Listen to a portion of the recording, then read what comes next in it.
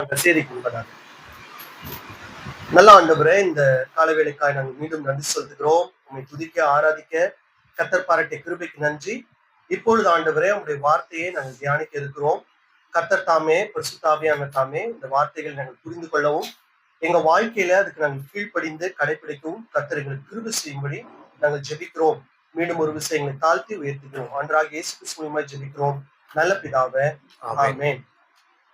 చర్చకు వரும் பொழுது సంఘానికి వచ్చేటప్పుడు நம்ம எப்படி வரணும்னு ஒரு வார்த்தை இருக்கு. మనము ఎలాగే రావాలి అని చెప్పి ఒక మాట ఉన్నది.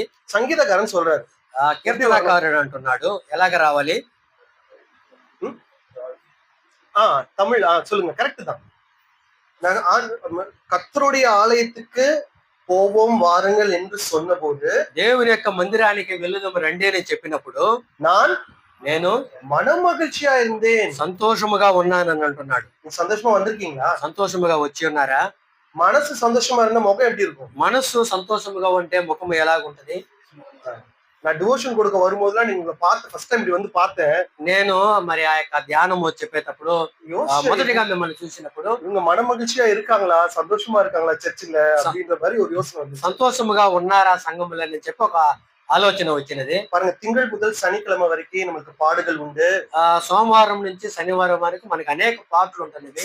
శరీర బలహీనங்கள் உண்டு, శరీర బలహీనతలు ఉన్నవి. కష్టపட்டு படிக்கணும், కష్టపడి చదవాలి, కష్టపட்டு வேலை செய்யணும், కష్టపడి పని చేయాలి. అనేక ఛాలెంజెస్ நம்மளுக்கு வந்து எதிர்ப்புகள் வரலாம், అనేక సవాళ్ళు అలాగనే ఎదుర్పులు కూడా మనకు వస్తాయి. ஆனா சண்டே மார்னிங் நான் வரும்போது எப்படி இருக்கணும்? మరి ఆదివారం ఉదయమే మనం వచ్చేటప్పుడు ఎలాగ ఉండాలి? ஆண்டவருடைய சமூகத்துக்கு போறேன்னு சொல்லி ఆ దేవుని యొక్క సముఖానికి వెళ్తున్నారని చెప్పి சந்தோஷமா இருக்கும், సంతోషముగా ఉండాలి. சந்தோஷமா இருக்கீங்களா? సంతోషముగా ఉన్నారు. சிரிப்புலாம் தெரியுது உங்க முகத்துல, కొంచెం నవ్వు కనపడుతుంది. இஸ்ரேல் வேற இப்பதான் கொஞ்சம் நல்லா இருக்கு ஐயாவும் நல்லா இருக்கு, சந்தோஷமான விஷயம் தான்.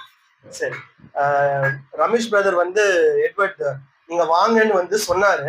సోదరు రమేష్ గారు ఎడ్వర్డ్ బ్రదర్ మీరు రండి అని చెప్పినప్పుడు அழைப்புக்காக సభையின் మూపர்கள் ఉదవికారుల అழைపుకాగ వీరి యొక్క మరి సంఘ పెద్దలు వీరి యొక్క ఆహ్వానం కొరకు నేను తెలుపుతున్నాను. நான் நிறைய காரியங்கள் சிந்தித்து யோசிச்சு உங்களோட பகிர்ந்து எடுத்து வந்தேன். ஆனா அவ்வளவு நேரம் நான் சொல்ல போறது, నేను చాలా కార్యాలు ఆలోచన చేసి మీతో పంచుకోవాలని చెప్పి நேரத்தோட நம்ம முடிச்சிடலாம். సమయంతో నేను ముగిస్తూ ఉంటాను. உங்களோட சேர்ந்து சில காரியங்களை நம்ம சிந்திக்க போறோம். ரெடியா இருக்கீங்களா? మీతో కలిసి కొన్ని కార్యాలు ఆలోచన చేద్దాం. தூங்கிடாதீங்க, சாரி, தூங்கிடாதீங்க, నిద్రపోవద్దు. அதனால வந்து கொஞ்ச நேரம் நம்ம இதை கரெக்டா கேட்டுக்கிட்டா ஏதாவது ஒரு காரியத்தாவது நம்ம ஆண்டவரை பற்றி இன்னைக்கு நம்ம கத்துக்கிட்டு போலாம். కొంచెం సమయం మనము ఆలోచన చేసినట్లయితే దేవుని గురించి ఒక్క విషయాన్ని మనం నేర్చుకోపోం. 6 வசனம் படிப்பாங்க సహోదరులు, 6 వచనాలు చదువుతారు. சரி, நான் ஒரு வசனமா சொல்றேன். இந்த வசனத்தை சகோதரர்கள் படிக்கும் போது நீங்க எல்லாருமே கவனிங்க. இந்த 6 వచనத்துல ஆண்டவரை குறித்ததான ஒரு பொதுவான ஒரு விஷயம் இருக்கு. 6 వచనాలు సహోదరులు చదువుతూ ఉండగా మీరు దయచేసి గమనించండి. ఈ 6 విషయాలలో ప్రభువుని గురించినటువంటి విషయాలు కనబడుతున్నాయి. முதல் வசனம் லூக்கா 19ஆம் அதிகாரம் 10ஆம் வசனம், 19వ వచనం, 19వ అధ్యాయము 10వ వచనం. లూకా సువిశేషం 19:10. లూకా సువార్త 19వ అధ్యాయము 10వ వచనము. ఓకే, முதல் வசனம். அடுத்த வசனம் తర్వాతి వచనము யோவான் 4ஆம் அதிகாரம் 23ஆம் வசனம். యోహాను సువార్త 4వ అధ్యాయము 23వ వచనం. கவனிக்கணும். நான் ஒரு கேள்வி கேட்பேன், படிச்சு முடிச்ச உடனே మీరు దాన్ని చాలా జాగ్రత్తగా గమనించాలి. తర్వాత నేను ఒక ప్రశ్న మిమ్మల్ని అడుగుతాను. 3வது వசனம், பழைய ஏற்பாடுல 2 நாளாகமும் 16:9, 2 Chronicles 16:9. పాత నిబంధనలలో 2వ దినవృత్తాంతములు 16వ అధ్యాయము 9వ వచనము. 4வது వచనం ఎజేకియేల్ 22:30. 4వ వచనము యెహెజ్కేలు గ్రంథము ఎజేకియేల్ 22వ అధ్యాయము 30వ వచనం. సరే, 5வது వచనం లూకా సువిశేషం 5వ వచనముగా లూకా సువార్త లూకా సువిశేషం 13ఆం அதிகாரம் 6వ వచనం, 13వ అధ్యాయము 6వ వచనం. లూకా సువార్త 13:6. சரி, லூக்கா 18:8, 6வது வசனம். లూకా సువార్త 18వ అధ్యాయము 6వ వచనము, 6వ వచనముగా చదువుకుంటున్నాము. 18:8. ఈ యొక్క వచనాలన్నీ మనం చదివి ఉన్నాం కదా. இதுல பொதுவா இருக்கக்கூடிய ஒரு காரியம் என்னது? దీంట్లో మరి అనేక సార్లు కనబడే என்னது?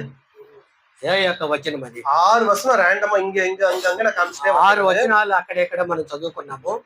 இது எல்லாத்துலயும் பொதுவான ஆண்டவருடைய ஒரு குணாதிசயம் இதுல பார்க்கலாம். దీంట్లో సహజముగా దేవుని యొక్క ఒక్క గుణాతిశయం ఇక్కడ మనం చూస్తూ ఉంటున్నాము. யாராவது சொல்றீங்களான்னு பார்க்கலாம். ఎవరైనా చెప్తారని చెప్పి చూస్తుంటున్నాను. யங் பாய்ஸ் சொல்லுங்க, ஏதாவது பாத்தீங்களா, கவனிச்சீங்களா? தெரியலையா? எல்லாத்துலயும் பார்த்ததுல చూసిన వాటన్నిటిలోనూ సహజంగా ఒక్క మాట అక్కడ ఉంటుంది. சரி, உங்களுக்கு தெரியல, அப்ப நான் சொல்லட்டுமா? నేను చెప్పాను, చెప్పనా? நான் இப்ப என்ன சொல்ல போறேன், திருப்பி இந்த வசனங்கள் பார்க்க வேண்டாம். మరలా ఆ యొక్క వచనాలు మనం చూడవద్దు. முதல் வசனத்துல தேடவும், మొదటి వచనములో వెతుకుటకు விரும்புகிறார், ఇష్టపడుతూ ఉంటున్నాడు.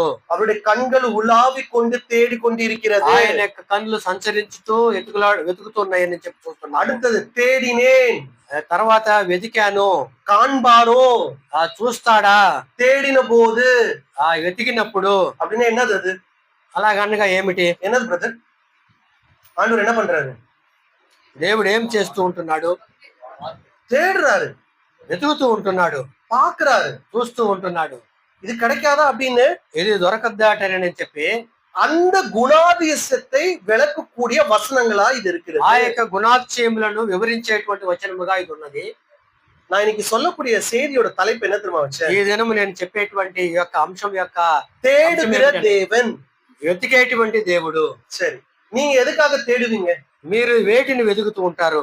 இந்த வார்த்தையை புரிஞ்சுக்கிறதுக்காக சொல்றேன். ఈ యొక్క మాటను అర్థం చేసుకుందానికనే చెప్తుంటున్నాను. பொதுவா நம்மளுக்கு பணம் இல்லைன்னு வச்சுக்கோங்க, సహజముగా మన దగ్గర డబ్బు లేకుండా ఉంటే பணத்துக்காக சில காரியங்களை நம்ம தேடுவோம். డబ్బు కోసం కొన్ని విషయాలను మనం వెతుకులాడుతూ ఉంటాం. நம்ம யாரும் கொள்ளையடிக்கிறதுக்கு, பேங்கர் திருடணும்னு தேட மாட்டோம். బ్యాంకులో దొంగలించడం కొరకు కాదు, కానీ நல்ல வேலை கிடைக்கணும்னு தேடுவோம். మంచి పని దొరకాలని, இன்னும் கடினமா எக்ஸ்ட்ரா ஓட்டி பண்ணணும்னு யோசிப்போம். ఇంకా ఓటీలు చేయాలని చెప్పి మరి వెతుకు செய்வோமா? చేస్తామా? சரி, உடம்பு முடியலன்னா என்ன தேடுவோம்?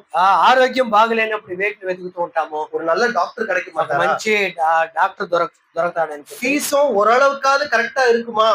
తీసుకునేటువంటి ఆ ఫీజు కొంచెము తక్కువగా ఉంటదా? இல்ல நல்ல காசுன்னா கூட சுகம் நம்மளுக்கு இந்த டாக்டர் கொடுப்பாரா? సరే, ఎక్కువ డబ్బు పెట్టినా కూడా మనకి ఆరోగ్యం కుదురుతుందని చెప్పి பிரச்சனைகள் வந்து நம்ம என்ன செய்வோம்?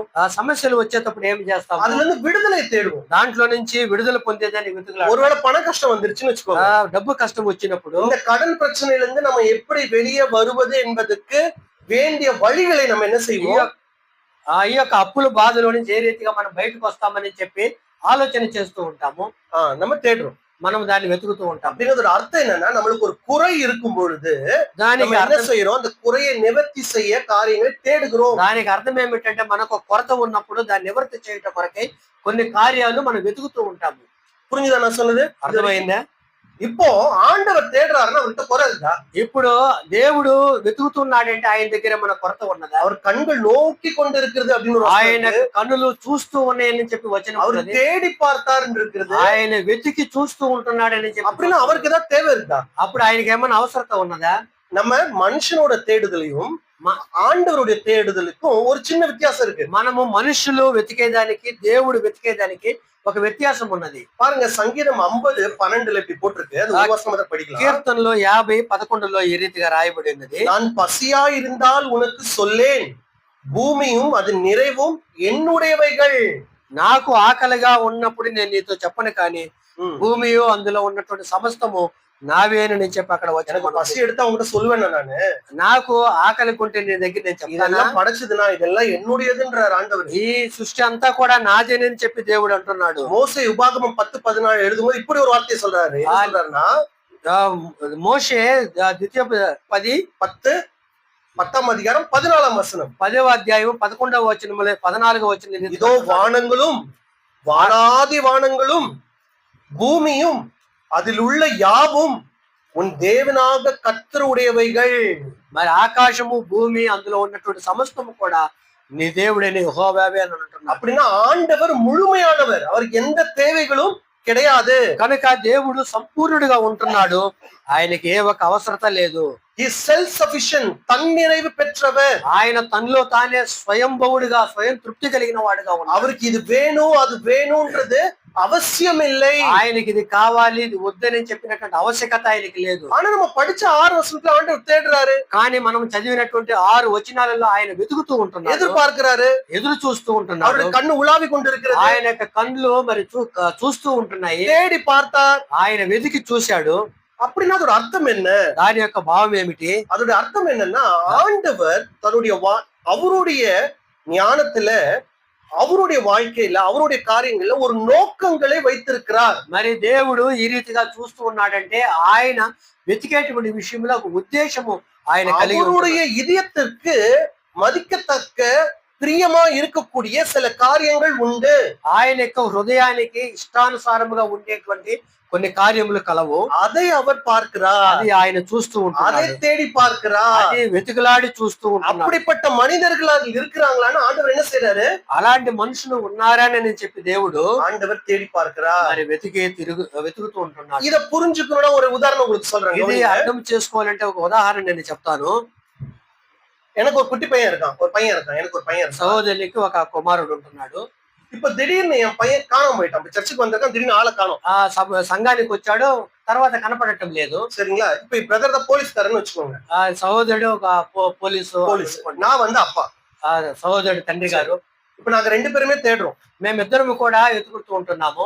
நான் எப்படி தேடுவேன்? என்ன நினைச்சு தேடுவேன்? నేను ఎటువంటి మనస్తత్వంతో నేను వెతుకుతాను?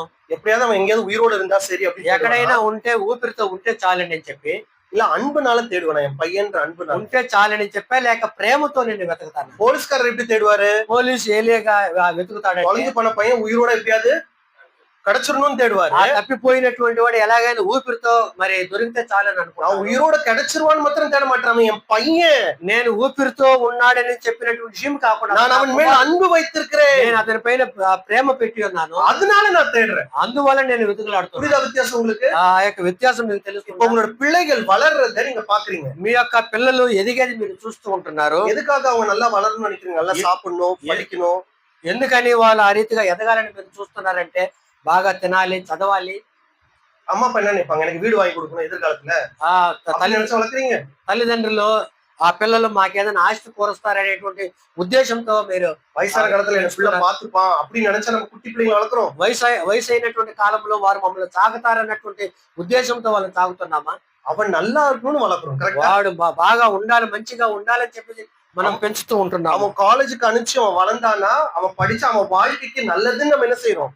అతడు కాలేజీకి వెళ్ళి చదువుకొని అతడు ఒక ఉన్నత స్థాయికి వస్తాడని చెప్పి, அதே போல అలాగనే ஆண்டவர் దేవుడు தன்னுடைய இதயத்துல சில காரியங்களுக்கு மதிக்கக்கூடிய விஷயங்களை வைத்திருக்கிறார், முக்கியத்துவம் கொடுக்கக்கூடிய விஷயங்களை வைத்திருக்கிறார். తన యొక్క హృదయంలో ముఖ్యత్వం ఇచ్చేటువంటి కార్యాలు ఆయన ఉంచుకొని ఉన్నాడు. இப்ப இந்த ஆண்டவர் தான் நம்ம ஆராதிக்கிறோம். ఈ దేవుడినే కదా మనం ఆరాధిస్తూ ఉంటున్నాము. நம்ம ஆண்டவர் தேடுகிற தெய்வம். మన దేవుడు మనల్ని వెతికేటువంటి దేవుడుగా ఉన్నాడు. ஆண்டவருக்கு நிறைய குணாதிசயங்கள் இருக்கு. దేవునికి అనేక గుణాతిశయములు என்ன కలవు. வசனம் போட்டிருக்கு? ఎక్కడ ఏ వచనం రాయబడింది? பரிசுத்ததா இருக்கு அந்த வசனத்துல. ఎక్కడ పరిశుద్ధుడిగా ఉన్నాడని చెప్పి 4:24 ஆவியோடும் உண்மையோடும் தொழுது கொள்ளுங்க. இந்த வசனத்தை நம்ம பார்க்க போறோம். ఆత్మతో సత్యముతో ఆయనను ఆరాధించాలని చెప్పి రాయబడింది వచనాలు. சில இடத்துல என்ன போட்டிருப்பாங்க தெரியுமா? பரிசுத்த அலங்காரத்துடனே கர்த்தரை தொழுது கொள்ளுங்கள். కొన్ని స్థలాల్లో పరిశుద్ధ అలంకారముతో ఆయన నమస్కరించమని చెప్పి, நம்ம ஆண்டவர் பரிசுத்தம் உள்ளவர், அது அவருடைய குணம். ఆయన పరిశుద్ధుడిగా ఉన్నాడు, மன்னிக்க கூடியது அவருடைய குணம். క్షమించే దేవుడిగా ఉన్నాడు, சர்வ வல்லமை இருக்கக்கூடியது அவருடைய குணம். సర్వ శక్తి కలిగినటువంటి దేవుడిగా ఉన్నాడు, கிருபையாய் இருப்பது அவருடைய குணம். కలిగినటువంటి దేవుడు. அதே போல அவர் தேடுகிற தெய்வமாய் இருக்கிறது. అలాగనే ఆయన వెతికేటువంటి దేవుడిగా ఉన్నాడు. இப்போ நம்ம படிச்சதுல 6 பாயிண்ட் 5 பாயிண்ட்லாம் இருக்கு. நம்ம அதெல்லாம் பார்க்க போறது இல்ல. మనము చదివినటువంటి విషయాలలో 6 వచనాలు మనం చూసాము.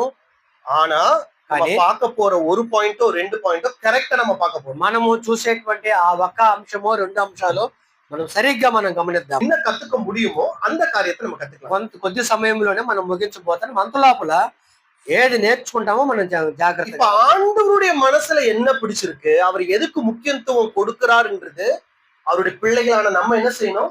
அறிந்து வைத்துக் கொள்ள வேண்டும். దేవుడు దేనికి ముఖ్యత్వం ఇస్తున్నాడు, దేనిని ఇష్టపడుతున్నాడు అనే విషయాన్ని దేవుని పిల్లలమైనటువంటి మనము తెలుసుకొని ఉండాలి. இங்க யாரெல்லாம் ஹஸ்பண்டா இருக்கீங்க, ఎవరైనా இப்ப கேள்வி என்னன்னா, ప్రశ్న ఏమిటనగా, உங்களோட மனைவியோட ஆசை எண்ணம் அவங்க எதுக்கு முக்கியத்துவம் கொடுக்கறாங்கன்றது உங்களுக்கு தெரியுமா?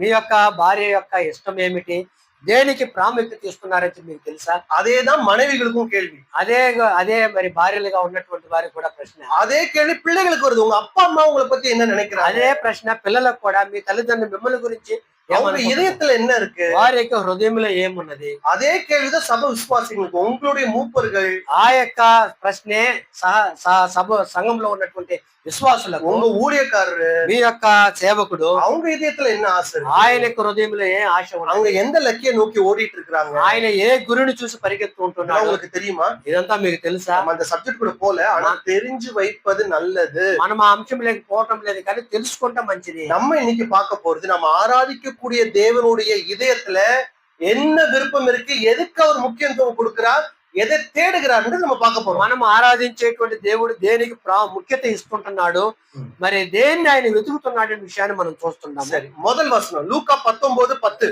లూకా సువార్త 19 ఇంకొకసారి చదువు. ரொம்ப தெரிஞ்ச வசனம் தான். இழந்து போனதை மனுஷகுமாரன் எதை தேடுகிறாரு? మనిషి కుమారుడు దేనిని వెతుకుతూ ఉంటున్నాడు? எதை தேடுகிறார் ரமேஷ் பிரதர்? దేని వెతుకుతుంటున్నాడు? இழந்து போனதை தேடவும் ரட்சிக்கவும் வந்தார். இங்கதான் கதை ஆரம்பிக்குது. నశించిన దానిని వెతికి రక్షించటకు நம்ம ஆராதிக்கக்கூடிய தேவனுடைய இதயத்தில் இருக்கக்கூடிய முதல் காரியம், మనం ఆరాధించేటువంటి దేవుని యొక్క హృదయంలో ఉన్నటువంటి మొదటి కార్యము, ஆண்டவர் பூமியில பாவிகளை தேடக்கூடியவரா இருக்கிறார். ఈ యొక్క భూలోకంలో దేవుడు పాపులను వెతుకుతూ ఉంటున్నాడు. ஆதாம் பாவம் செஞ்சானா?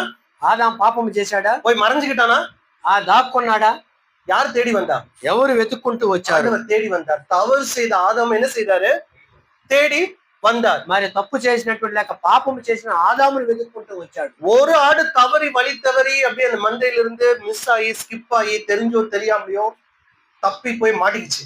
ఒక గొర్రె మందలో నుంచి త్రోవ తప్పి దూరంగా వెళ్ళిపోయింది. அந்த ஒரு ஆடை தேடி என்ன செஞ்சாரு? மேய்ப்பர் ఆ ఒక్క గొర్రెను వెతుక్కుంటూ వెళ్ళాడు, போனாரு அண்ணன். அதே மாதிரி ஒரு அப்பாக்கு 2 பிள்ளைங்க இருந்தாங்க. అలాగనే ఒక తండ్రికి 2 కుమారులు ஒரு ఉన్నారు. பையன் கீழ்ப்படியாம போயிட்டான். ఒకడు మరి అవిధేయుడై వెళ్ళిపోయాడు. அப்பாவோட மனசு என்ன தெரியுமா? తండ్రి యొక్క హృదయం ఏమిటనగా, எப்ப வருவான்னு ఎప్పుడు వస్తాడేనని చెప్పి காத்துக்கிட்டு இருந்தது. ఎదురు చూస్తూ ఉన్నాడు. தன்னுடைய கண்கள் தேடி கொண்டிருந்தது. తన యొక్క కన్నులు వెతుకుతూ ఉన్నాయి. பாருங்க, ஆண்டவர் ஆராதனைக்கு முன்பதாக, దేవుడు ఆరాధనకు ముందుగా, ஊழிய செய்வதற்கு முன்பதாக, ఆ పరిచర్య చేసేదానికి ముందుగా அவர் தேடக்கூடிய காரியம் பாவிகளை தேடக்கூடிய தெய்வமா இருக்கிறார். ఆయన పాపులను వెతికేటువంటి దేవుడిగా ఉంటున్నాడు. இது கரெக்டா தப்பா நான் சொல்றது? ఇది సరిగా లేక తప్ప? கரெக்டா? ஒரு நாள் நான் பாவியா இருந்தேன், ఒక దినములో నేను పాపిగా ఉన్నాను, ஒரு நாள் நீங்க பாவிகளா இருந்தீங்க. ఒకనప్పుడు మీరు పాపులుగా ஒரு ఉన్నారు. சுவிசேஷம் மூலியமாவோ, ఒక సువార్త పరిచర్య మూలకంగా, நீங்க காட்டேஜ் மீட்டிங் நடத்துறது மூலியமா ஊழியக்காரர் உங்க வீட்டுக்கு வந்திருந்திருக்கலாம். ఈ యొక్క కాటేజ్ మీటింగ్ జరపడం మూలకంగా సేవకులు మీ ఇంటికి వచ్చి, வசனம் உங்ககிட்ட வந்திருக்கலாம். వాక్యం మీ దగ్గరకు వచ్చింది, ஒருவேளை டிராக்ட் உங்க கையில வந்திருக்கலாம். ఒక కరపత్రిక మీ దగ్గరకు ஒரு వచ్చింది, வாலிப கூட்டல பாஸ்டர் வந்து சொல்லியிருந்திருக்கலாம், சுவிசேஷத்தை உங்ககிட்ட ఒక சொல்லியிருந்திருக்கலாம். యవనస్తుల కూడికలో పాస్టర్ దేవుని యొక్క సువార్తను మీకు, ஆண்டவர் எப்படியோ தன்னுடைய வசனத்தை உங்ககிட்ட எடுத்துட்டு வந்தார் ஒரு நாள். ఎలాగనో దేవుని యొక్క వాక్యం మీ దగ్గరికి తీసుకొని వచ్చాడు. அந்த சுவிசேஷத்தை, அந்த நற்செய்தியை நீங்க விசுவாசித்த பொழுது நீங்க என்ன செய்யப்பட்டீர்கள்? ఆ యొక్క సువార్తను మీరు నమ్మినందువలన, நீங்க அதை நம்பும் பொழுது நீங்க என்ன செய்யப்பட்டீங்க? ரட்சிக்கப்பட்டீர்கள். నమ్మినందువలన రక్షించబడ్డారు. இது யார் செய்தது? எல்லாத்தையும் ఎవరు చేశారు? ஆண்டவர் தன்னுடைய வல்லமையுடைய ஞானத்தில உங்களை வந்து சந்தித்திருக்கிறார். ఆయన తన యొక్క బలము కలిగినటువంటి జ్ఞానముతో మిమ్మల్ని ఆయన సంధించాడు. என்னையும் அப்படிதான் அவர் சந்தித்தார். అలాగనే నన్ను కూడా ఆయన ஒரு సంధించాడు. ஊழியர் நின்று சின்ன வயசுல உங்க வீட்டுல பேசுறாரு.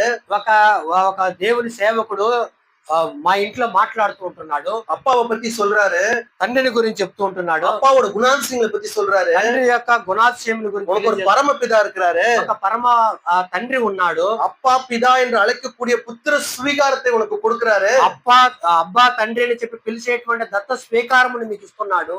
அந்த நேரம் என் மனசுல அந்த வார்த்தை தொடப்பட்டது. ఆ యొక్క నిమిషంలో ఆ మాట నా హృదయంలో తాకబడింది. சில நேரத்துல பூமியில இருக்க அப்பாக்கு தங்களுடைய பிள்ளைங்களை புரிஞ்சுக்க மாட்டாங்க. కొన్ని సమయాల్లో భూలోకం యొక్క తండ్రులు పిల్లల యొక్క హృదయాన్ని అర్థం చేసుకోలేదు. அந்த மாதிரி ஒரு சூழ்நிலை மேல, அந்த மாதிரி ஒரு காலகட்டத்தில் நான் இருக்கும் பொழுது అలాంటి పరిస్థితుల్లో నేను ఉన్నప్పుడు உன்னை புரிந்து கொள்ளக்கூடிய தேவமாய் நான் இருக்கிறேன் என்று ஆண்டவர் இடத்துல பேசினார். నిన్ను అర్థం చేసుకునే దేవునిగా నేను ఉన్నానని చెప్పి దేవుడు இதே மாதிரிதான் உங்களையும் ஆண்டவர் ஏதோ ஒரு விதத்துல தேடி வந்து உங்களை தொட்டிருக்கிறார். ఈ రీతిగానే దేవుడు ఏదో ఒక రీతిలో మిమ్మల్ని వెతుక్కుంటూ వచ్చు, మిమ్మల్ని తాకి பாவியா இருந்தவங்களை பரிசுத்தவனா மாத்திட்டாரு. పాపులుగా ఉన్నట్లు మిమ్మల్ని పరిశుద్ధులుగా మార్చున్నాడు. நரகத்துக்கு போகிறவங்களை பரலோகத்துக்கு டைரக்ஷன் மாத்திட்டாரு. నరకానికి వెళ్ళేటువంటి మిమ్మల్ని పరలోకములకు మళ్లించాడు. கல்லையும் மண்ணையும் வணங்கி கொண்டிருந்து ஆராதித்துக் கொண்டிருந்த நம்மள மெய்யான தெய்வத்தை வணங்கக்கூடியவராய் மாற்றி రాళ్లను రప్పలను ఆరాధించేటువంటి ఉన్నగా మనలను సజీవుడైనటువంటి దేవుని ఆరాధించే వారుగా చేశారు. உங்களுக்கு ஒரு ஆச்சரியமான விஷயம் சொல்லட்டுமா? నీకు ఆశ్చర్యమైన కార్యం చెప్పనా? தெரிஞ்சிருந்தா ஆச்சரியம் இல்ல, தெரியனா உங்களுக்கு ஆச்சரியம் தான். తెలిస్తే ఆశ్చర్యం లేదు, తెలియకుంటే ఆశ్చర్యము. எந்த மதங்களை நீங்க எடுத்துக்கிட்டாலும் சரி, ఏ ఒక మతమును మనం తీసుకున్నా కూడా நீங்க பரலோகம் போகணும்னா லேஸ்ல போக முடியாது. పరలోకానికి మీరు వెళ్ళాలంటే అంత సులువైనటువంటి కార్యము కాదని. எந்த மார்க்கமும் ஒரு பரிபூர்ணமான வழியை, எளிமையான வழியை ஒருபோதும் மனிதர்களுக்கு கொடுத்ததே கிடையாது. ఏ ఒక్క మార్గమో లేక మతమో సులువైనటువంటి మార్గము పరలోకానికి వెళ్ళేదానికి చెప్పనే లేదు. நீங்க பரலோகம் போகணும்னா அநேக காரியங்கள் மற்ற மார்க்கங்களை செய்யணும். ఆ పరలోకానికి వెళ్ళాలంటే వేరే మార్గాలలో అనేక కార్యాలు చేయాలి. உங்களுக்கு பெண்டு கலந்துரும். ఆ యొక్క బెండ్ అనేది பரலோகமே வேணான்னு పరలోకమే మనకు వద్దని చెప్పాను. அந்த மாதிரி நிலைமையில தான் மனிதர்கள் எழுதியிருக்கக்கூடிய సత్యంగా நிறைந்திருக்கு இந்த பூமியில. అలాగే ఆ రీతిగానే మనుషులు రాసినటువంటి సత్యాలు ఉంటున్నవి. ஆனா ஆண்டவர் இயேசு கிறிஸ்து கிட்ட இருக்கக்கூடிய ஒரு பெரிய அற்புதமான கிருபை என்ன தெரியுமா? కానీ ప్రభువైన యేసుక్రీస్తు దగ్గర ఉండేటువంటి అద్భుతమైనటువంటి కార్యం ఏమిటి? நீங்க எப்படிப்பட்ட பாவியா இருந்தாலும் சரி, నీవు ఎలాంటి పాపివైనా కూడా, எவ்வளவு குற்ற மனசாட்சி உங்களுக்கு இருந்தாலும் சரி, ఎంత కపటమైనటువంటి మనసాక్షి నీలో ఉన్నా, பணக்காரரோ ஏழையோ படிச்சவங்களோ படிக்காதவங்களோ, డబ్బు గలవాడో లేక పేదవాడో ఎలాంటి వాడైనా, no matter what you are, நீங்க யாரா இருந்தாலுமே சரி, ఎవరైనా సరే, ஒருவேளை இந்த ஆண்டவராகிய இயேசு கிறிஸ்து தான் மெய்யான தெய்வம்ன்றத, ఒకవేళ ఈ ప్రభువైన యేసుక్రీస్తు మాత్రమే నిజమైనటువంటి దేవుడేనని చెప్పి நீங்க நம்பும் பொழுது, మీరు విశ్వసించేటప్పుడు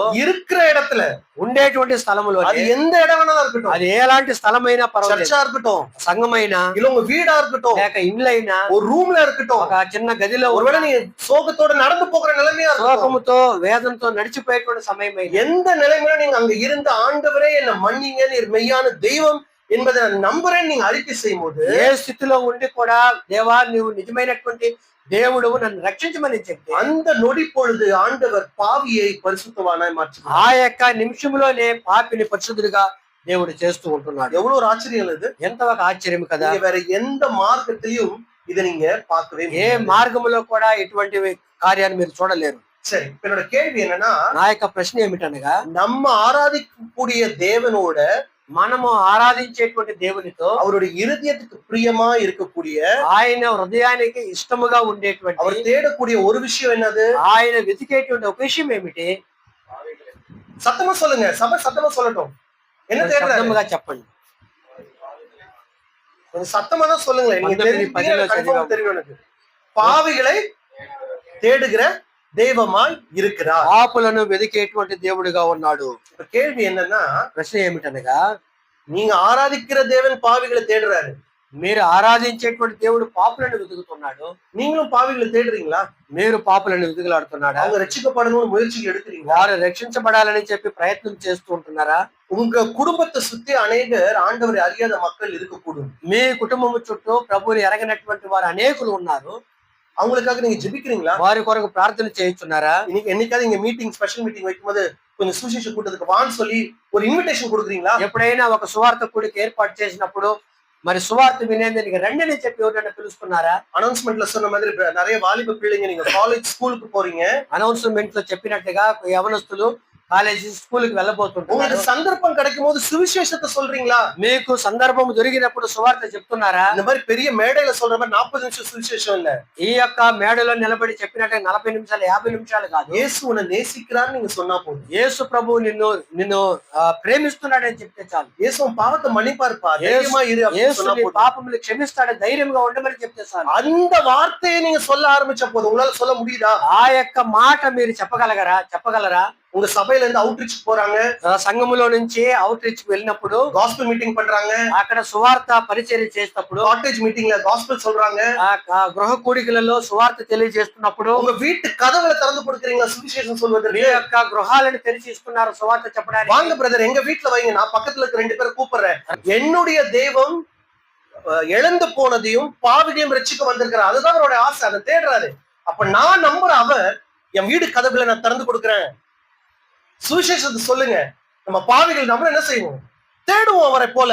రండి బ్రదర్, మా యొక్క గృహాన్ని తెరిచిస్తాము, మా ఇంట్లో సువార్త చెప్పండి, ప్రభువుని ఎరగినటువంటి వారిని నేను పిలుచుకొని వస్తాను, వారు కూడా సువార్త వినని అని చెప్పి మన గృహాలు తెరిచి ఇస్తున్నామా? இது வரைக்கும் நீங்க சுவிசேஷம் சொல்லல அப்படின்னா, ఎంతవరకు సువార్త చెప్పకుండా ఉంటే உங்களுக்கு தெரிஞ்சவருங்க பாவத்துல பாவிகளா இருக்கு, ரட்சிக்கப்படாத விருப்பார்களுக்கு பாரம் இல்லாமல் இருப்பீர்களானால், మీరు మిమ్మల్ని రక్షించబడినటువంటి వారికి మీరు భారముగా ఉన్నట్లయితే ஆண்டவர் சொல்லக்கூடிய ஒரு விஷயம் என்ன அப்படின்னா, దేవుడు చెప్పేటువంటి ఒక మాట ఏమిటనగా, நான் பாவிகளை தேட வந்த தெய்வமாய் இருக்கிறேன். నేను పాపులను వెతుకుటకు వచ్చినటువంటి దేవునిగా ఉన్నాను. ஒரு நாள் நீங்க பாவியா இருந்தீங்க, நான் உங்களை தேடி வந்தேன்.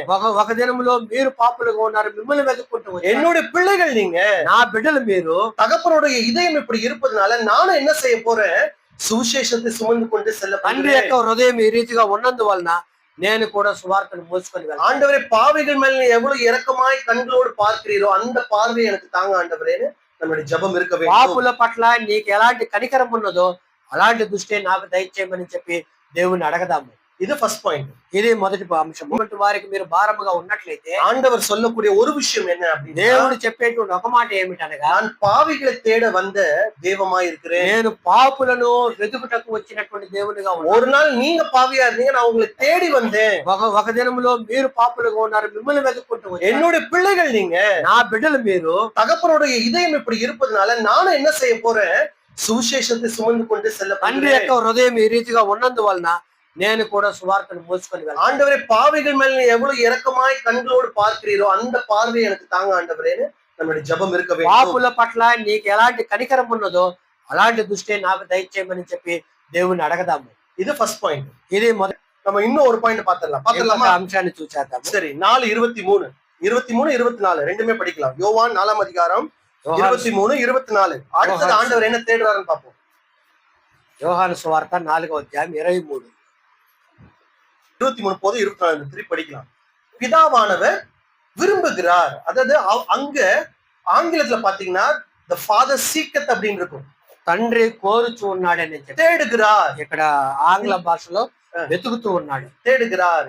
ஆவி, அதாவது இப்படிப்பட்டவர்களா இருக்கும்படி பிதாவானவர் விரும்புகிறார். அவரை தொழுது கொள்ளுகிறவர்களை தேடுகிற தெய்வமாய் இருக்கிறார். ఆయనను ఆరాధించేటువంటి వారుగా ఉండాలని చెప్పి తండ్రి కోరుచున్నాడని చెప్పి முதல்ல మనం చూస్తాం. முதல்ல நீங்க பாவிகளா இருந்தீங்க, మొదటిగా మీరు పాపులుగా ఉన్నారు, நான் பாவியா இருந்தேன், నేను పాపిగా ఉన్నాను. ஆண்டவர் என்னை தேடி வந்தார், ప్రభువు నన్ను వెతుక్కుంటూ వచ్చాడు, என்ன ரட்சித்துட்டாரு. నన్ను రక్షించాడు. ஒருவேளை நாளைக்கு நான் இறந்தா கூட, ఒకవేళ రేపు నేను చనిపోయినా కూడా எனக்கு நம்பிக்கை இருக்கு, நான் எங்க இருப்பேன்? నాకు నమ్మకం ఉంది, నేను ఎక్కడ ఉంటాను? பரலோகத்துல இருப்பேன். పరలోకంలో ఉంటాను. இப்ப இதுக்காக ஒண்டிதான் ஆண்டவர் ரட்சித்தாரா? దీని కొరకు మాత్రమే దేవుడు రక్షించాడా?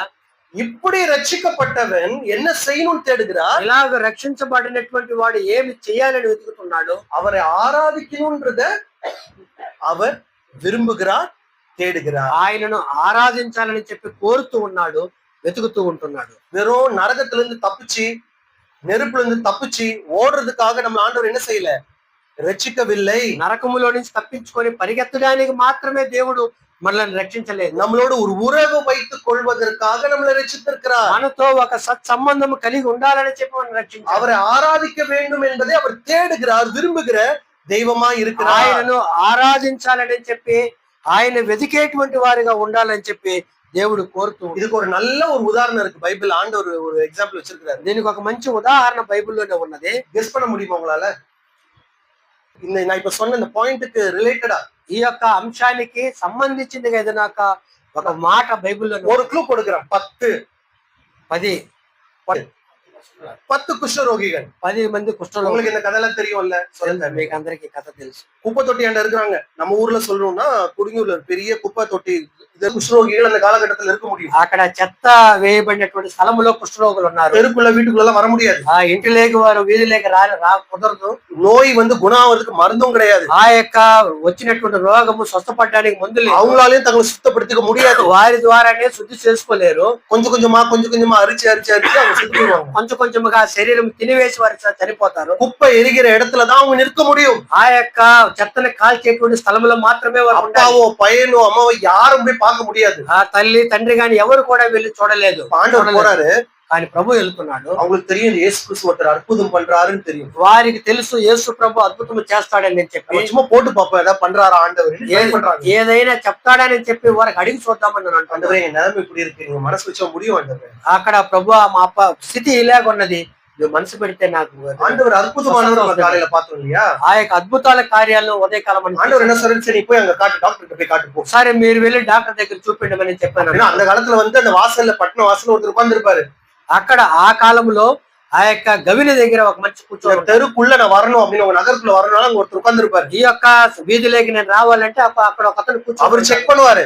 అతను ఆయన్ని కూడా పరిశోధిస్తాడు. நோய் எல்லாம் போயிருச்சா, ఆ రోగం పోయిందని చెప్పి అప్పుడు உள்ள விடுவாரு. అప్పుడు మాత్రమే లోపలికి అనుమతి. அப்படி செக் பண்ணும்போது 10 பேரும் சரி ஆயிட்டாங்க. అలాగ మరి పరిశోధించేటప్పుడు 10 మంది కూడా స్వస్థత. ஆண்டவர் தொடல ஒண்ணும் செய்யல, பெரிய பெரிய பிரசங்கலாம் சொல்ல, சரி நீங்க போங்க, கிருபையா இருந்தார். ప్రభు వారిని ముట్టలేదు, వారికి ప్రసంగాలు చేయలేదు, కానీ మీరు వెళ్ళండి స్వస్థత పొందుతారని చెప్పారు. ஆனா ஒரே ஒருத்தர் என்ன செஞ்ச திரும்பி, కానీ ఒకే ఒకడు ఏం చేశాడంటే, ஆனா ஆண்டவர் என்ன கேட்டாரு அவரை பார்த்து, వాని దగ్గర ప్రభు ఏం అడిగాడు? 9 பேர் இருந்தாங்களே, 10 பேர்ல பண்ணீங்க, 10 మంది కదా, ஒருத்தர் மாத்திரம் வந்திருக்கிற, నువ్వు ఒకడు మాత్రం వచ్చావు. நான் எதுக்காக இந்த சம்பவத்தை சொல்றேன்னா, நம்ம ஆராதிக்கக்கூடிய ஆண்டவர் தேடக்கூடிய இதயத்தை உங்களுக்கு புரியுதா? உங்களுக்கு మనం ఆరాధించేటువంటి దేవుడు వెతికేటువంటి హృదయం మీకు అర్థం. అనేక நேரத்துல ஆண்டவர் நம்ம ரட்சித்து வழி நடத்திட்டு இருக்காரு. நம்மளோட பிரயாணம் 70 வருஷம் இந்த பூமியில. అనేక సమయాలు ప్రభు మనం రక్షించి నడిపిస్తున్నాడు. మన ప్రయాణం 70. வாலிபாஸ் இப்ப சகோதரன் பேர் என்னது, அஸ்வின், இவங்க எல்லாம் வந்து சாப்பிட்டு எக்ஸசைஸ் பண்ணி இருந்தா ஒரு 85-90 இயர்ஸ். సోదరి యశ్వంత్ లాగా బాగా ఎక్సర్సైజ్ చేసి బాగా తింటే ఒక 80 సంవత్సరాలు ఉండొచ్చు. தூங்குற கூடாது. நல்லா என்ன பண்ணணும், 90 இயர்ஸ் வரைக்கும் స్ట్రాంగ్ அவனால வாழ முடியும். அதுக்கு அப்புறம் நம்ம வாழ்க்கை எங்க ஆரம்பிக்குது, ఒక 90 సంవత్సరాల వరకు కూడా చాలా బలశాలిగా ఉండవచ్చు. ఫర్ ఇటర్నిటీ, వర్ష కణకే கிடையாது. తర్వాత నిత్యత్వము అక్కడ లెక్కలేనటువంటి அப்படிப்பட்ட ஒரு ஆசீர்வாதத்தை நம்மளுக்கு கொடுத்திருக்கிறார். అటువంటి ఆశీర్వాదం ప్రభు మనకి ఇచ్చాడు. ஆனா நம்ம ஆராதனை மீட்டிங் என்ன பண்ணிருக்கோம், కానీ మనం ఆరాధన అనేటువంటి విషయం, ఆరాధన செய்யக்கூடியவர்கள் தான் தேடுறாரு. ఆరాధన చేసేటువంటి వారిని ఆయన వెతుకుతూ ఉంటాడు. ఆరాధన எங்க ఆరంభిக்குது, సభையில ఆరంభిக்குదా, వీట్ల ఆరంభిக்குదా? ఆరాధన ఎక్కడ ప్రారంభమవుతుంది, సంఘములలో, అది ఇంట్లోనా? ஞாயிற்றுக்கிழமை ஆரம்பிக்குதா இல்ல திங்கட்கிழமை ஆரம்பிக்குதா? ఆదివారం ఆరంభిస్తుందా లేదా సోమవారం ప్రారంభిస్తుందా? நீங்க திங்கள் முதல் சனிக்கிழமை வரைக்கும் ஆராதிச்சுட்டு இருந்தாதான் அதோட உச்ச கட்டம் சபை கூடி வந்து நம்ம ஆராதிக்கும் பொழுது ஆண்டவருக்கு ஸ்தோத்திரம் செய்ய முடியும். సహోదరులు స్తోత్రం చేయముందు సహోదరిగా ఆమేన్ బలమా சொல்ல முடியும். సోమవారం నుంచి శనివారం వరకు మనం ఇంట్లో ఆరాధన మన మనసులో చేసుకున్నప్పుడు దాని యొక్క ప్రతిఫలము ఆ ప్రభుదిన మందు ఆయన సముఖానికి వచ్చి సంఘముగా మనం ఆయన ఆరాధన చేస్తాం. సరే, இப்ப ఆరాధన విரும்புகிறாருன்னு தெரிஞ்சு போச்சு. ஆராதன முக்கியமான கேள்வி கேட்க போறேன். ఆరాధన ఇష్టపడుతున్నాడని చెప్పి తెలిసిపోయింది. మన పాయింటోட நம்ம முடிக்க போறோம். ఈ యొక్క అంశంతో మనం ముగింపు చేస్తాము. இந்த கேள்விக்கு பதில் சொல்வீங்களா? ఈ యొక్క ప్రశ్నకు జవాబు చెప్తారా? సరే, ஆராதனை என்னது, ఆరాధన అనగా ఏమిటి? సింపుల్గా சொல்லணும். என்னன்னு ஒரு குட்டி பையன் உங்க வீட்டுல வந்து கேக்குறான். చాలా తేలికగా ఈ యొక్క ప్రశ్నకు సమాధానం. ஒரு 7வது படிக்கிற பையன், 5வது படிக்கிற ஒரு 10 வயசு பையனோ பொண்ணு வந்து, அம்மா ஆராதனைனா என்ன அப்படின்னா அவனுக்கு புரியுற மாதிரி சொல்லணும்னா நீங்க என்ன சொல்லுவீங்க? ఒక 5వ తరగతి లేదా 7వ తరగతి చదివే எங்க சபையில சில பேருக்கிட்ட ஆராதனைனா என்னன்னு கேட்டேன். మీ దగ్గరకు వచ్చి ఆరాధన అనగా ఏమిటని చెప్పి நிறைய பேர் దగ్గర అడిగితే தெரியல. చాలా మందికి తెలియటం లేదు. தெரியலன்னு சொல்றதை விட அந்த పదத்தை எப்படி పురియుற மாதிரி சொல்லணும்னு தெரியல. తెలియలేదని చెప్పడానికంటే ఆ యొక్క మాటను ఎలాగ వివరించాలని చెప్పి తెలియటం. ஆனா சாஸ்திரி நகர்ல அப்படி கிடையாதுன்னு எனக்கு தெரியும். ఆ శాస్త్రి నగర్ అలా కాదని చెప్పి கேட்ட கேள்விக்கு நீங்க எல்லாருமே பதில் சொல்ல போறீங்க. మనకి అందరూ కూడా జవాబు చెప్తారు. எனக்கு நல்லா தெரியும், నాకు తెలుసు. சரி, ఆరాధన என்ன? ఆరాధన అనగా ఏమిటి? ఆండవర్ இருக்கிறாரு, நம்ம ఆరాధిக்கிறோம். ప్రభు ఉన్నాడు, அப்படின்னா ఆయనను ఆరాధిస్తుంటున్నాము అనగా ఏమిటి? நீங்க சொன்னீங்கன்னா 6-7 நிமிஷத்துல முடிப்பேன் மெசேஜ். మీరు చెప్తే 6-7 నిమిషాల్లో மெசேஜ் போய்கிட்டே இருக்கும், பாத்துக்கோங்க. சிம்பிளா சொல்லணும். நான் சொன்ன மாதிரி யோசிச்சு பாருங்க. ఆ యొక్క మాటను తేలిగ్గా చెప్పండి. ஏதோ ஒரு தப்பா இருந்தா கூட பரவாயில்ல. நானும் இதெல்லாம் సరిగా கரெக்டா சொன்னது లేకపోయినా கிடையாது. కూడా చెప్పండి. நான் தப்பா சொல்லிதான் ஓ இதுதான் ஆராதனையா இப்படிதானா அப்படின்னு அப்புறம் தான் நான் புரிஞ்சுக்கிட்டேன். நானுமே சொல்லுங்க. சொல்லுங்க சொல்லுங்க. தமிழ்ல சொல்றதுன்னா கரெக்டா எப்படி சொல்ல? பூஜிக்கிறது. పూజ. பூஜிக்கிறது எனக்கு புரியுது. இப்ப பூஜிக்கிறதுன்னா என்னது? இப்ப நம்ம கோயில் பாக்குறோம், పూజ. கோயில்ல கூட தான் பூஜை பண்றாங்க. அப்படின்னா என்னது? எங்க தெருல சஞ்சீவராயன் கோயில் தெரு பெரிய கோயில் இருக்கு, பூஜை பண்ணுவாங்க. సహోదరుని యొక్క వీధిలో ఒక గుడి ఉన్నది, అక్కడ పూజ చేస్తారు. பூஜை பண்றாங்க, கரெக்ட் தான். అక్కడ పూజ ஆராதனைன்ற வார்த்தையை பூஜைன்னு ஒரு மாத்தி இருக்காரு. చేస్తారు. ఆరాధన అనేది పూజ. అది తెలుగు. பூஜைனா என்னது? పూజ అనగా ఏమిటి? கரெக்டான இடத்துக்கு வந்துட்டாரு. அதை புரிஞ்சுக்கிட்டா நம்ம இதை புரிஞ்சுக்கலாம். சரி, అది అర్థం చేసుకుంటే మనం అర్థం பூஜை என்ன? பூஜை என்ன பண்ணுவாங்க? పూజ ఏం చేస్తారు? என்ன சொன்னாங்க? மகிமைப்படுத்துறது. மகிமைப்படுத்துறது கரெக்டான வார்த்தை தான். அப்படின்னா என்ன அது மகிமை? நீங்க என்ன எப்படி மகிமைப்படுத்துறீங்க சொல்லுங்க. మహిమపరచట అనగా సరి అని అది ఎలాగా దాన్ని అర్థం చేసుకోవాలి? துதிக்கிறது. அப்ப துதிக்கிறதுன்ற வேற வார்த்தையாச்சு, நன்றி வேற வார்த்தையாச்சு. அது தொழுது அது பார்க்க போறோம். அதையும் நம்ம ஒரு நிமிஷம் பார்க்கணும். பாருங்க, பூஜிக்கிறன்ற வார்த்தை அவர் கரெக்டா சொன்னாரா? పూజించుట అనేటువంటి మాటను చెప్పాడా? இப்ப புரியறதுக்கு நல்லா கேட்டுக்கோங்க. அதே வார்த்தையில இருந்தே நம்ம போகலாம். అర్థం చేసుకోవాలంటే కొంచెం ஒரு ஹிந்து கோயிலுக்கு நம்ம போனோம்னா உள்ள வந்து அந்த சாமி இருக்கும். ఒక హిందూ గుడికి మనం వెళ్ళాలంటే అక్కడ ఒక கல்ல அந்த சாமியை வச்சு ఒక రాయితో ఒక విగ్రహం ఉన్నది, பூஜை பண்றாங்க. అక్కడ பூஜைனா పూజ ஆராதிக்கிறாங்க. ఆరాధన என்ன பண்றாங்க? ఏం చేస్తున్నారు? கரெக்ட். என்ன பண்றாங்க? Very good. கொடுத்துட்டாப்ல. அவன் கொண்டு வந்தது என்ன செய்யறாப்ல? அர்ப்பணிக்கிறேன்னு சொல்றதை விட இன்னும் எளிமையா சொல்றேன்னா அந்த கல்லுக்கு என்ன செய்யறாங்க? கொடுக்குறாங்க. అక్కడ ఆ యొక్క రాయికి వారు ఇస్తూ ఉంటున్నారు. அந்த சாமிக்கு என்ன செய்யறாங்க? கொடுக்குற. மல்லிகைப்பூ கொண்டு வராங்க. அது என்ன செய்யறாங்க? அவங்க வச்சுப்பாங்களா? சாமிக்கு அந்த கல்லு மேல போட்டுருவாங்க. పువ్వులు తీసుకొని వస్తే అది ఆ యొక్క பூஜை பண்றாங்க. பால் எடுத்துட்டு வருவாங்க. என்ன செய்வாங்க? పాలు తీసుకొని వస్తారు. நான் குடிக்க மாட்டோம். நம்ம சாமிக்கு கொடுப்போம். తాగంగానే దానిపైన కుమ్మరిస్తాము. பஞ்சாமிர்தம் எடுத்துட்டு வருவோம். పంచామృతం తీసుకొని వస్తారు. சாம்பார் எடுத்துட்டு வருவோம். సాంబార్, சோறு எடுத்துட்டு வருவோம். అన్నము, எல்லாம் எடுத்துட்டு வந்து நம்ம என்ன செய்யறோம்? వాటిని అంతా తీసుకొని ఏం அந்த చేస్తున్నాం? வார்த்தை கரெக்டா என்ன செய்யறோம்? ఏం చేస్తూ ఉంటున్నాము? கொடுக்கிறோம். என்ன செய்யறோம்? ఇస్తూ ఉంటున్నాము. அதுதான் ஆராதனை. ஆராதனை என்னது? అదే ఆరాధన. கடவுளுக்கு கொடுப்பது. புரிஞ்சுதா? దేవునికి ఇవ్వటం. சரி, இன்னைக்கு காலையில ஆராதனை கூட்டத்துக்கு வந்தீங்க, என்ன கொடுத்தீங்க? ఈ దినములో நம்மளுக்கு வந்து ఆరాధన பழம் இல்ல, ఏమి ఇచ్చాము? தேன் கிடையாது, మన దగ్గర பால் கிடையாது, పండ్లు ఫలాలు இங்க లేవు, வந்து எந்த சொரூபமும் கிடையாது. ఏ ఒక్క స్వరూపము లేదు. ஏன்னா ஆவியானவர் அவரு. ఆయన ఆత్మస్వరూపి. அப்ப நம்ம என்ன கொடுக்கிறோம்? మనము ఏం దేవునికి ఇవ్వాలి? ஆராதனை என்பது பெற்றுக்கொள்வதில்ல, கொடுப்பது. ఆరాధన అనగా పొందుకుంటా కాదు కానీ ఇవ్వటము. ஏன்னா இப்ப இருக்கக்கூடிய கிறிஸ்துவ ஆராதனை எல்லாம் பிரதருக்கு தெரியும். ఇప్పుడున్నటువంటి క్రైస్తవ ఆరాధనలు మనకు அந்த ఆరాధனை கூட்டத்துக்கு போனா எனக்கு எப்படி இருந்துச்சு? ఈ యొక్క ఆరాధన కూడుకోకపోతే నాకు ఎలాగా ఉన్నది? எனக்கு ஆராதனை எனக்கு சூப்பரா இருந்துச்சுன்னு நம்ம சொல்லுவோம். ఈ దినం ఆరాధన నాకు చాలా సూపర్ గా ఉన్నది. நல்ல guitar, keyboard, music, guitar, keyboard, music, இறங்கும் ஆண்டவரே இறக்கி நம்மளுக்கு எப்படி இருக்கும்? దిగు ప్రభు అని చెప్పి దిగి మనకి எனக்கு ஆராதனை எனக்கு சூப்பரா இருந்துச்சு. ఈ యొక్క ఆరాధన నాకు చాలా సూపర్ గా ఉన్నది. டிவில பாக்குற ப்ரோக்ராம்ஸ் பாட்டு எல்லாம் முக்காவாசி இப்படிதானே இருக்கு. టీవీలో చూసేటువంటి ప్రోగ్రాంలన్నీ కూడా ఈ రీతిగానే ఉన్నాయి కదా. ஆராதனை என்பது பூஜை செய்வது. அந்த பாஷையில சொல்லணும்னா ఆరాధన అనగా పూజ చేయుట, கொடுக்கிறது, ఇచ్చుట, பெற்றுக்கொள்வது கிடையாது. పుచ్చుకొనుట కాదు, తీసుకొనుట కాదు. நீங்க இன்னைக்கு காலையில வந்தது கொடுப்பதற்காக ఈ வந்தீர்கள். దినములో మీరు వచ్చింది ప్రభుకి ఇవ్వడానికి. அப்படிப்பட்ட ஆட்களை ஆண்டவர் தேடுகிறார். అలాంటి ప్రజలను దేవుడు వెతుకుతూ ఉంటున్నాడు.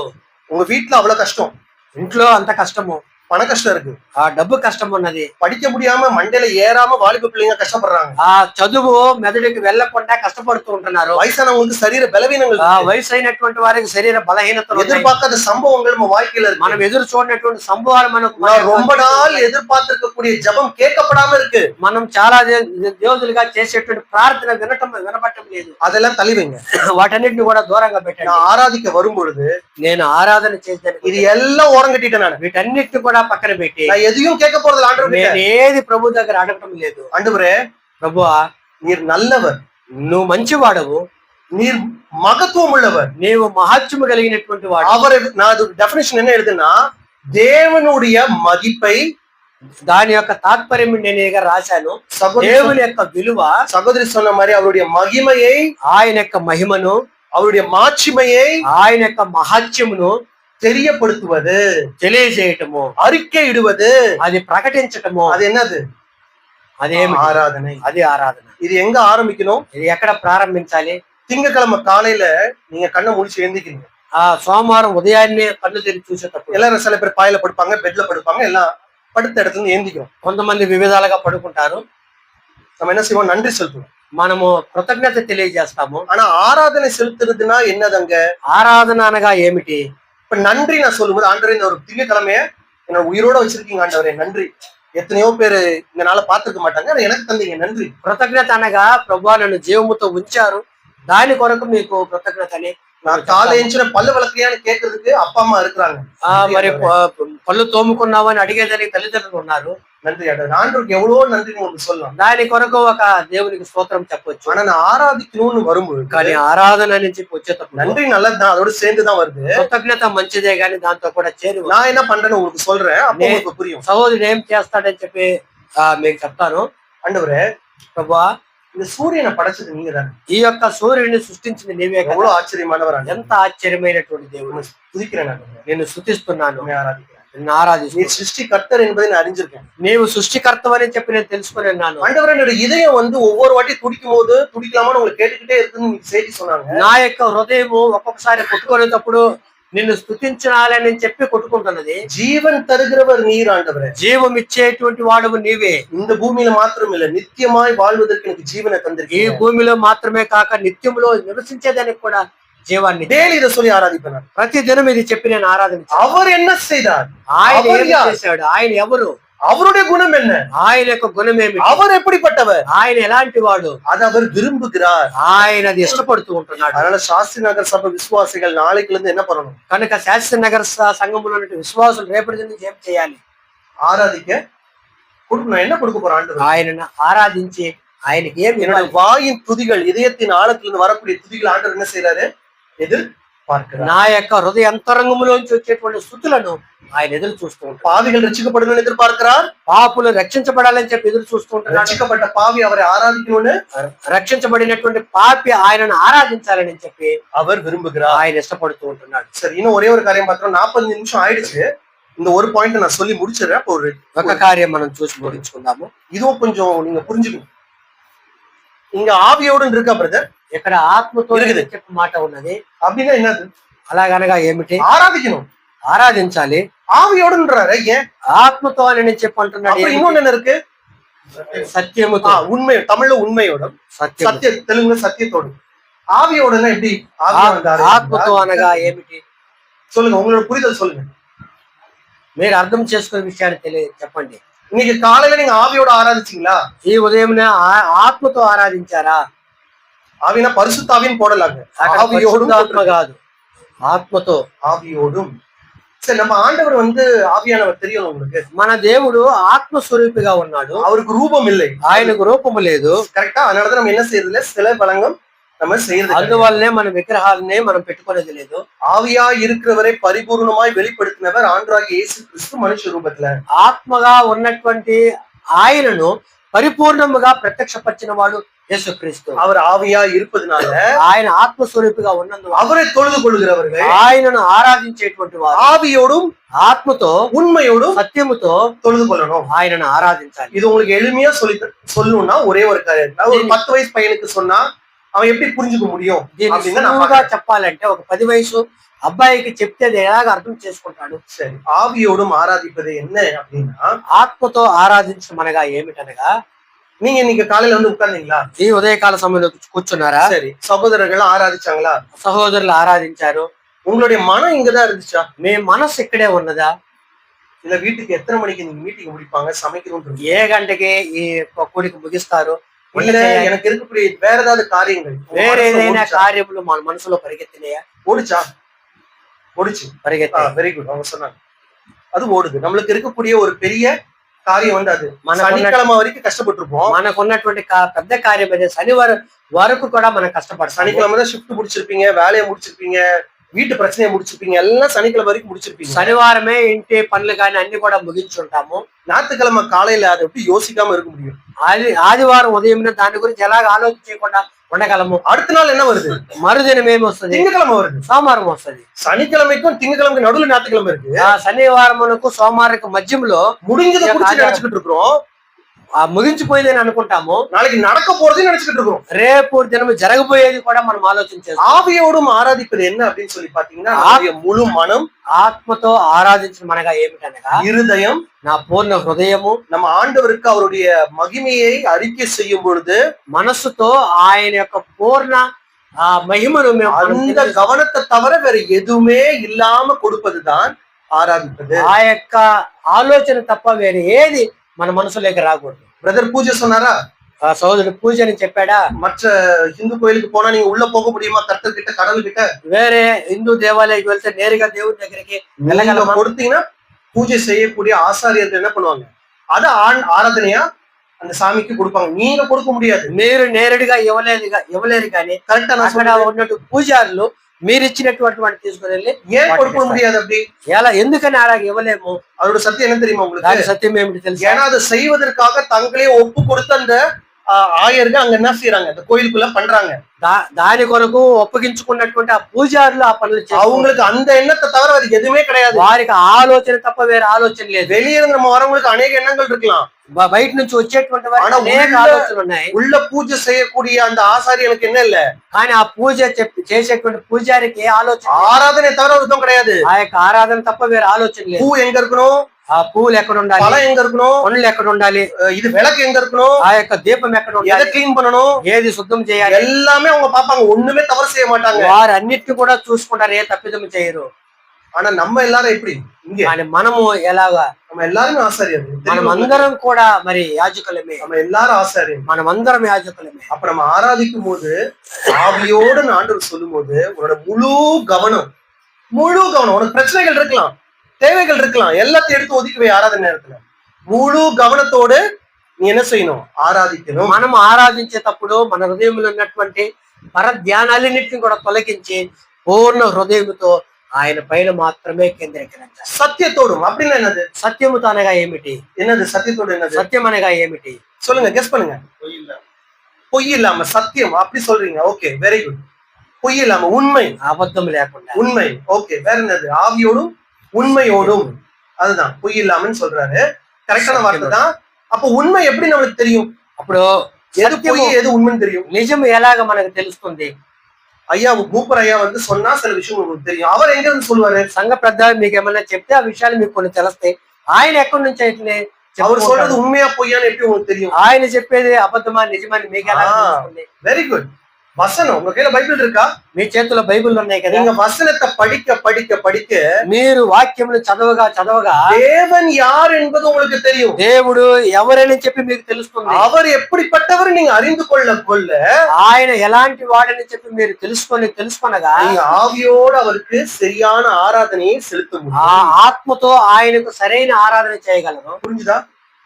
అర్థమవుతుందా? ரெண்டே பாயிண்ட் தான் நீங்க பார்த்தோம். రెండు విషయాలు మాత్రం మనం చూసాము. ஆண்டவர் பாவிகளை தேடக்கூடிய இதயம் கொண்டவராய் இருக்கிறார். ఆయన పాపులను వెదికేటువంటి హృదయం గలవాడిగా ఉన్నాడు. அதே போல நம்மளும் అలాగనే మనము కూడా பாவிகள் ரட்சிக்கப்படுவதற்கு என்னென்னலாம் வேலைகள் செய்ய முடியுமோ சபையாக, தனிப்பட்ட விதத்துல, குடும்பமாக நாம் அதை செய்யணும். అలాగనే పాపులు రక్షించబడడానికి మన వంతు కుటుంబముగా, సంఘముగా, వ్యక్తిగతంగా మనము ప్రయత్నపడాలి. ஏன் செய்யணும்? ఎందుకు చేయాలి? அதுதான் என்னுடைய ஆண்டவர் விரும்புகிறார். అదే నా ప్రభు ఇష్టపడుతున్నాడు. அடுத்தது அவர் என்ன தேடுகிறார்? తర్వాత ఏం వెతుకుతున్నాడు? ஆராதனை செய்யக்கூடியவர்களை தேடுகிறார். ఆరాధన చేసేటువంటి వారిని వెతుకుతూ ఉంటున్నాడు. எப்படி ஆராதனை செய்யணும்? ஏனோ தானோன்னு கிடையாது. ఏదో అన్నట్టుగా ఆరాధన చేయటం కాదు. పరిసయ్యர்களை பார்த்து சொன்னாரு ஆண்டவர். పరిసయ్యులను చూసి ప్రభు అంటున్నాడు, அவங்க కరెక్టா పాட்டு పాடுவாங்க, అక్కడ వారు సరిగా మంచిగా పాటలు పాడతారు, நேரத்தோட చర్చికి வருவாங்க, సమయానికి వస్తారు, சொல்றதெல்லாம் கேட்பாங்க, చెప్పినదంతా కూడా వింటారు, எல்லாமே செஞ்சுக்கிட்டு இருந்தாங்க, అన్ని చేస్తారు. ஃபாஸ்டிங் இருக்கும்போது ஃபாஸ்டிங் இருப்பாங்க, ఉపవాసం ఉన్నప్పుడు ఉపవాసం ఉంటారు, ஜெபம் பெரிய ஜெபம் அழகா பண்ணாங்க, పెద్ద దీర్ఘ ప్రార్థన చేస్తారు, நல்ல செய்தி கொடுப்பாங்க, మంచి మరి ఉపదేశం ఇస్తారు. ஆண்டவர் என்ன தெரியுமா சொன்னாரு உங்களை பார்த்து? ప్రభు వారిని ఏమన్నాడంటే, எல்லாம் வாயில வெளிப்பிரகாரமா செய்யறான், అన్ని దూరం இருக்கு. నోటితో మరి చెప్తారే కానీ హృదయము చాలా దూరం. நம்ம ஆண்டவர் ஆவியானவர் ప్రభు ఆత్మస్వరూపి உங்க முழு பலம் சிந்தை இதயத்தோடு நீ என்ன செய்யணும்? ఆరాధిக்க வேண்டும். పూర్ణ బలముతో శక్తితో ఆ యొక్క వివేచనతో ఆయనను ఆరాధన చేయాలి. வசனத்தை பைபிள் படிக்கிறத விட்டுற கூடாது. ఆ వాక్యం చదివేది వదిలిపెట్టకూడదు. இங்க பைபிள் ஸ்டடி வச்சாங்கன்னா வாங்க, బైబిల్ స్టడీ పెడితే రండి. உங்களுக்காக கஷ்டப்பட்டு ஆட்களை கூப்பிட்டு அவங்க காரியங்களை செய்யும் போது நீங்க என்ன செய்யணும்? మీ కొరకు మరి ప్రయాసపడి ప్రజల్ని పిలిచేటప్పుడు வசனத்தை கற்றுக்கொள்ள வேண்டும். వాక్యమును నేర్చుకోవాలి. எங்க வாலிப பசங்களுக்கு ஒரு காரியத்தை நாங்க கற்றுக் கொடுத்துருக்கோம். అక్కడ ఉన్నటువంటి நான் அடிக்கடி நான் சொல்லக்கூடிய விஷயம், యవనస్తులకు ఒక విషయాన్ని ஒரு నేర్పించాలి. ரகசியம். நான் யாருக்கும் சொல்ல, ఒక రహస్యము உங்களுக்கு நான் சொல்றேன். మీకు చెప్తున్నాను. என்னைக்கு நான் எட்வர்ட் வந்து சேர்ல உட்கார்ந்துட்டான் அப்படின்னா, ఎప్పుడో సహోదరుడు వచ్చి చైర్ లో కూర్చున్నాడు இல்ல అనగా, கீழே உங்களை மாதிரி தரையில உட்கார்ந்துட்டேன் அப்படின்னா, మీ రీతిగా కింద కూర్చున్నాను అనగా, நான் ஒரு மாணவன். నేను ఒక విద్యార్థి, స్టూడెంట్. நான் யாரு? నేను ఒక విద్యార్థి. மாணவன். நான் வந்து 2-3 இடத்துல செய்தி கொடுக்கலாம், எங்க சபையில செய்தி கொடுக்கலாம், நான் பைபிள் ஸ்டடி எடுக்கலாம், எல்லாமே செய்யலாம். ஆனா నేను 2-3 స్థలాల్లో వాక్యం చెప్పొచ్చు, మా సంఘంలో బైబిల్ స్టడీలు తీయొచ్చు. நான் சேர்ல வந்து உட்கார்ந்துட்டேன் அப்படின்னா, నేను ఆ యొక్క చైర్ లో కూర్చున్నానంటే, இல்ல விசுவாசிகளோட கீழே ஒன்னா சேர்ந்து உட்கார்ந்துட்டேன் அப்படின்னா, ఒక విశ్వాసులతో కలిసి కింద కూర్చున్నానంటే நான் சத்தியத்தை கற்றுக்கொள்ளக்கூடிய மாணவன். నేను సత్యమును నేర్చుకునేటువంటి విద్యార్థిని. ஒருவேளை நான் மேடையில இந்த மாதிரி ஒரு சந்தர்ப்பம் ஆண்டவர் எனக்கு கொடுப்பாரானா, ఒకవేళ ఇలాగా పులిపీఠంలో ఒక సందర్భం దేవుడు నాకు ఇస్తే, நான் సత్యத்தை కற்றுக் கொடுக்கக்கூடிய ஆசிரியனாய் மாறுகிறேன். నేను సత్యాన్ని నేర్పించేటువంటి టీచర్ గా మారుతాను. சபையில நமக்கு 2 வேலைதான் இருக்கு, மறந்துடாதீங்க. సంఘంలో 2 పనులు మనకున్నవి. ஒண்ணு கீழே உட்கார்ந்து இருந்தோம்னா, ఒకటి కింద కూర్చొని ఉంటే நம்ம மாணவர்கள், మనము విద్యార్థులము, ஒருவேளை ஆண்டவர் நமக்கு மேல இருக்கக்கூடிய சந்தர்ப்பம் கொடுத்தா, దేవుడు ఒకవేళ నిలబడేటువంటి సందర్భం మనకిస్తే, வசனத்தை சரியாய் நான் என்ன செய்யணும்? கற்றுக் கொடுக்க. వాక్యమును సరైన రీతిలో నేను నేర్పించాలి. எனக்கு கற்றுக் கொடுக்க முடியலன்னா, నాకు నేర్పించడం నాకు చేత కాదు. வாழ்க்கை பூரா ஸ்டூடெண்டா கூட நான் இருப்பேன். నా యొక్క జీవిత కాలం అంతా కూడా ఒక స్టూడెంట్ గా, విద్యార్థిగా నేను ఉంటాను. அப்படி இருந்தா நான் என்ன செய்ய முடியும்? అలాగుంటే నేనేం చేయగలను? ஆவியோடும் உண்மையோடும் ஆராதிக்க முடியும். ఆ ఆత్మతో, ఆ సత్యముతో నేను ఆరాధించవచ్చు. ஆண்டவர் பயங்கரமா பிரசங்கிக்கிற ஆளை தேடுறாரா? பைபிள்ல பாத்தீங்கன்னா கிடையாது. దేవుడు బాగా ప్రసంగించేటువంటి వారిని వెతుకుతున్నాడు. சூப்பர் செய்தி கொடுக்கிற ஆள் பவுல் மாதிரி இருப்பாரான்னு தேடுறாரான்னு கேட்டீங்கன்னா, பைபிள் அந்த மாதிரி கிடையாது. పౌలు వలె ఆ యొక్క వాక్యోపదేశం చేయగలిగినటువంటి వారిని వెతుకుతున్నాడంటే లేదు. அவரை ஆராதிக்கக்கூடியவர்களை ఆయనను ఆరాధించేటువంటి వారిని ఆయన వెతుకుతున్నాడు. சாசிநகர் சபை மக்கள் மாதிரி ஆராதனை செய்யற ஒரு சபை இல்லைன்றது ஆண்டவர் மனசுல பதியணும். அப்படி இருப்பீங்களா நீங்க? ఆరాధన చేయకుండా ఉండేటువంటి వారు లేరు అని చెప్పినటువంటి ఒక మాట ప్రభు హృదయంలో అది నిలిచి ఉండాలి. అలా சுவிசேஷத்தை சொல்றது இந்த சபை மாதிரி இல்ல அப்படின்னு ஆண்டவர் நினைக்கணும். సువార్త చెప్పే విషయంలో ఈ సంఘమునకు సాటి అయినది లేదని చెప్పి ప్రభు చెప్పాలి. எனக்கு கொடுத்த இந்த சந்தர்ப்பத்துக்கு நன்றி. ஆண்டவர் தான் ఈ యొక్క సందర్భం ఇచ్చినందుకు వందనాలు తెలియజేస్తున్నాను.